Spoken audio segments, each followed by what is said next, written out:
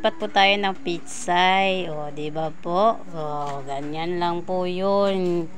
Sana nga mabuhay lahat eh. Kaso ang dami talagang manok dito nakapaikot sa bahay. Kaya ganyan po talaga. Dapat ganyanin siya. O, ayan.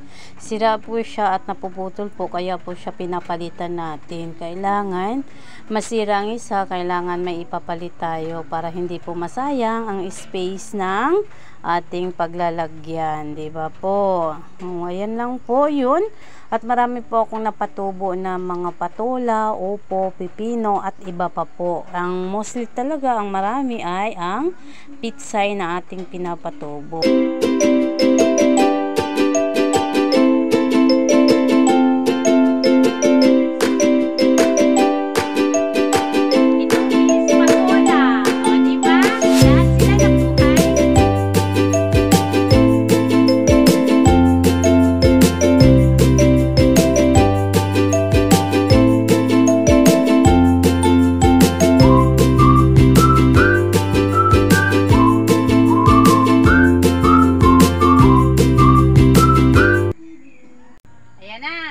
Natapos na tayo, ay syempre, pagkatapos ilipat, kailangan nating diligan para yung ugat niya kakapit sa lupa na pinaglipatan natin.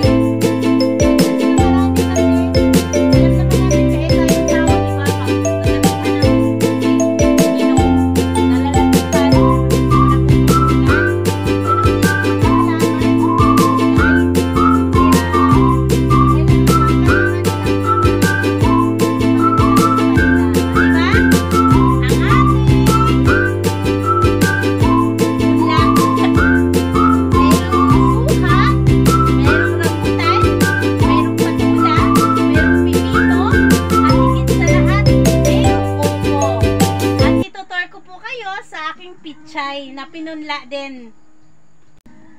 At ayan po, ang pinagkuhaan natin ng punla ay konti na lang siya. Maganda yan, makaboylo at may mga suha pa pong patubo. At saka patula pipino at opo. Ayan na po yung nilipat natin. O, diba? Ayan na po sila para makaboylo po ang laki nila. At ayan po ang rambutan na nilipat natin. kanina. At ito po, nung isang araw po yung suha. Hindi yan basta-bastang suha. Suha ng Davao yan. Kaya yan, ayan yung rambutan na nilipat natin.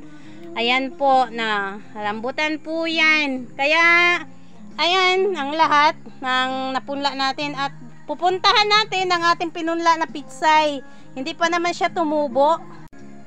At ayan po yung punla natin na pitsay. At idan, punla nating pitsay yan. Pero parang dyan ko na lang din siguro itatanim.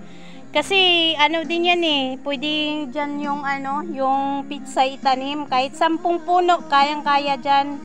At dyan din po, pitsay din po yan.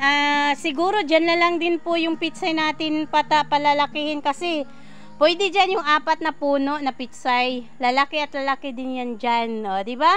Ganun lang yung buhay. Simple lang pero masaya tayo. Diba po?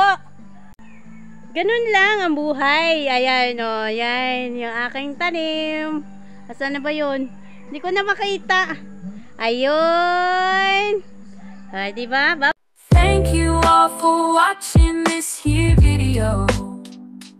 Please like and subscribe and follow.